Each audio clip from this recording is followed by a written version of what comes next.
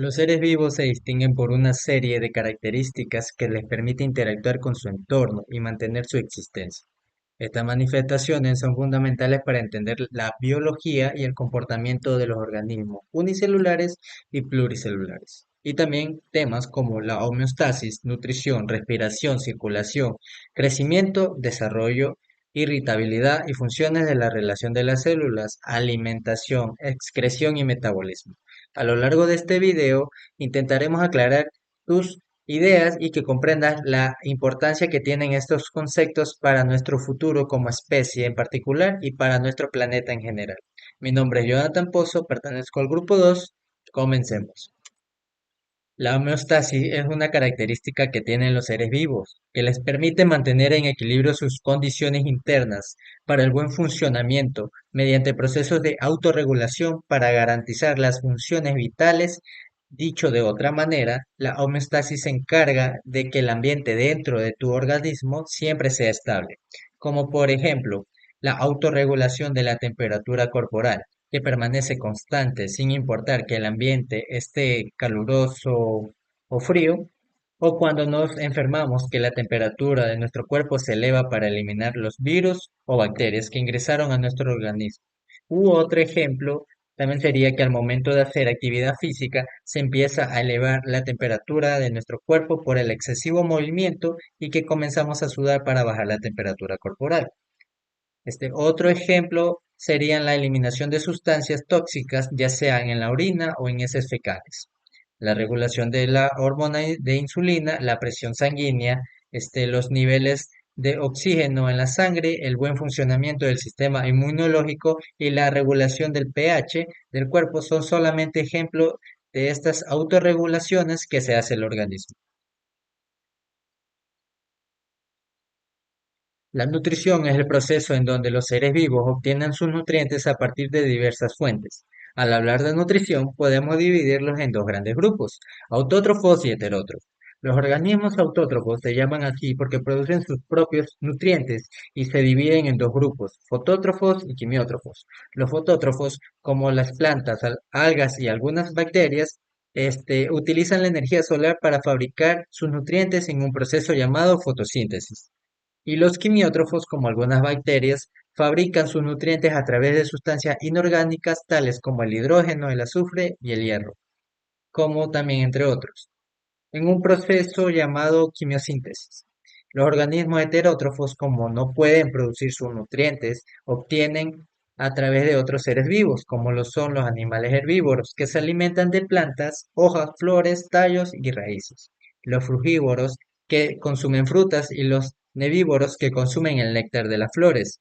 Los organismos que consumen carne de otros seres vivos se le llaman carnívoros, como el león, y los carroñeros que también entran en esta clasificación porque consumen carne de animales en descomposición, como la hiena o el buitre, y aquí también encontramos los insectívoros que se alimentan de insectos y los omnívoros que consumen plantas y animales, en este caso como nosotros, los seres humanos, también como el cerdo y el oso pardo y el zorro prácticamente.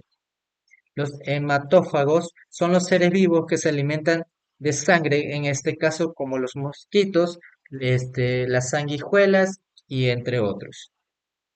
Se le conoce como respiración al intercambio de gases de un ser vivo con el ambiente, que consiste en la entrada de oxígeno y en la salida de dióxido de carbono. También hay tipos de respiraciones. En este caso, los organismos aerobios son aquellos que necesitan respirar oxígeno para poder vivir y desarrollarse. La mayoría de los seres vivos del planeta son aerobios, como por ejemplo los reptiles, los anfibios, aves, peces, algunas bacterias y mamíferos, incluyéndonos nosotros los seres humanos y también las plantas. Por lo tanto, los organismos anaerobios son aquellos que no respiran oxígeno para poder vivir y desarrollarse, y utilizan otros gases como el dióxido de carbono, el nitrógeno.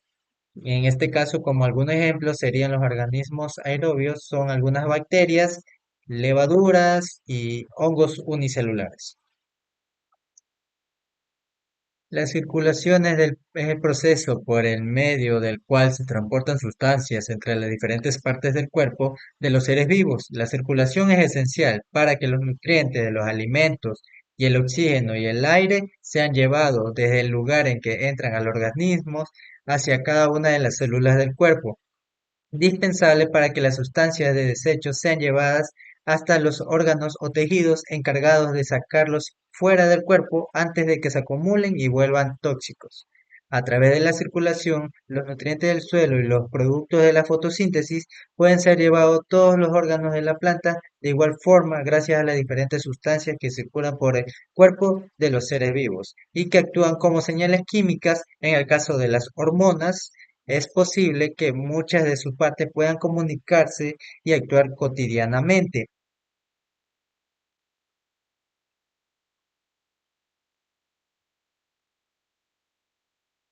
En el caso de la circulación de las plantas, que se da a través de dos tejidos especializados, en el xilema y en el floema. También existen dos sistemas circulatorios que se clasifican como uno abierto y el otro cerrado.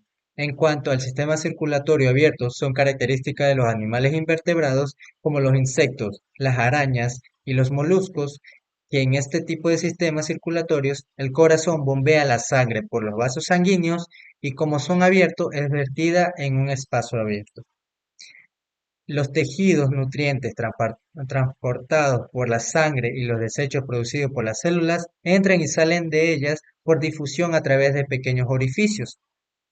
En cambio, el sistema circulatorio cerrado son característicos de los animales vertebrados y de algunos animales invertebrados, como las lombrices de tierra. En este tipo de sistema circulatorio, la sangre es impulsada al corazón o varios corazones que siempre viaja a través de los vasos sanguíneos y nunca entra a un contacto directo del cuerpo. Los vasos sanguíneos se van haciendo cada vez más delgados hasta tener solo una o unas pocas células.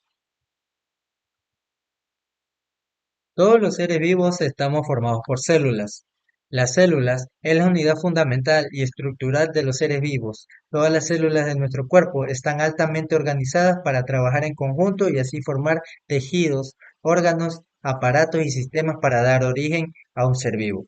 Crecimiento y desarrollo. Con crecimiento nos referimos al aumento del tamaño de los seres vivos y desarrollo es la aparición de nuevas funciones, por ejemplo, la producción de gametos masculinos o femeninos, estímulos o también como la irritabilidad, que es la capacidad que tienen los seres vivos para reaccionar ante situaciones internas o externas, como por ejemplo la dilatación de las pupilas para poder ver en la oscuridad.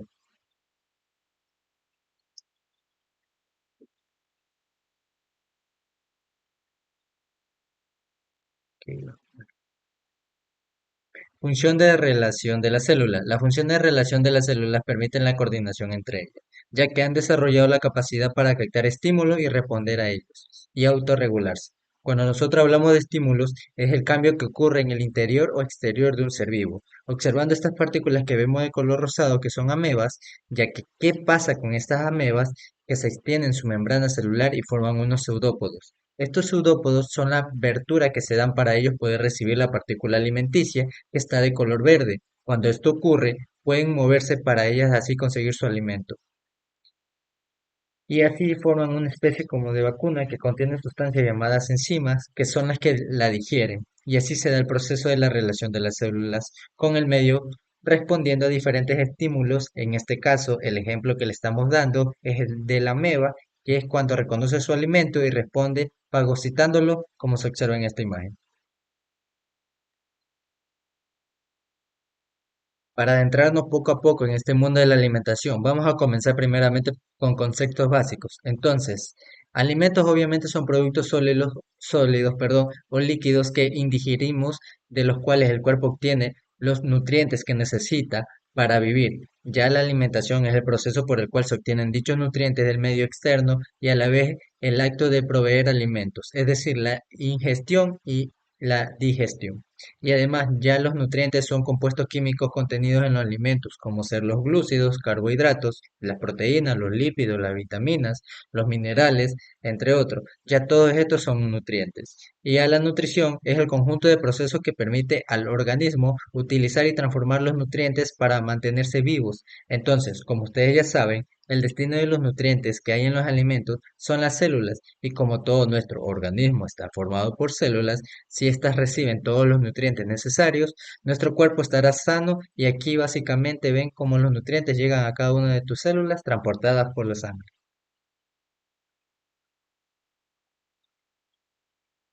La excreción es un proceso que se da en los organismos capaces de eliminar aquellos productos que ya no necesita para su normal funcionamiento, que es una función propia de los seres vivos como los seres humanos y animales. Por ello se dice que es un proceso fisiológico, ya que las sustancias eliminadas mediante el proceso de excreción son tóxicas para el cuerpo. Las mismas no son eliminadas dentro de nuestro cuerpo, sino que el organismo mediante diversos procesos la expulsa fuera de él. Estos productos que son expulsados de nuestro cuerpo se les conoce como residuos metabólicos, en las que podemos colocar de ejemplo a la orina y a las heces, aunque también existen otro tipo de sustancias como por ejemplo el sudor, que directamente es liberado por glándulas que están en todas partes de nuestro más grande órgano llamado la piel. Una de estas sustancias tóxicas es el amoníaco, el cual se origina en algunas partes de nuestro cuerpo y es creada a partir de la descomposición de proteínas que ya llevan tiempo dentro de cada célula, es decir, proteínas viejas. Y como el amoníaco es un veneno para el organismo, él mismo se encarga de eliminarlo para que pueda seguir funcionando de la mejor manera. El dióxido de carbono, entre otros, que en su mayoría son originados a partir de los alimentos que ingerimos. Todo este trabajo lo hace nuestro cuerpo a través del llamado aparato excreto, el cual está compuesto por el hígado y por el aparato urinario. Se le conoce como metabolismo al conjunto de todas las reacciones químicas que ocurren en las células y en el organismo. El metabolismo se divide en dos: catabolismo y el anabolismo. El catabolismo degrada sustancias complejas a sustancias más simples o sencillas, produciendo energía llamada ATP, para que el organismo la utilice en todos sus procesos a través de reacciones de oxidación, donde se libera energía calorífica. A estas reacciones también se le llaman exotérmicas. En cambio, en el anabolismo, este fabrica sustancias complejas a partir de sustancias muy simples o sencillas. Para que este proceso se lleve a cabo, el cuerpo necesita consumir ATP. Las reacciones químicas son de reducción. Además, el organismo necesita absorber energía calorífica, ya que estas reacciones se le llaman endotérmicas. Mi presentación, se le agradece por su atención.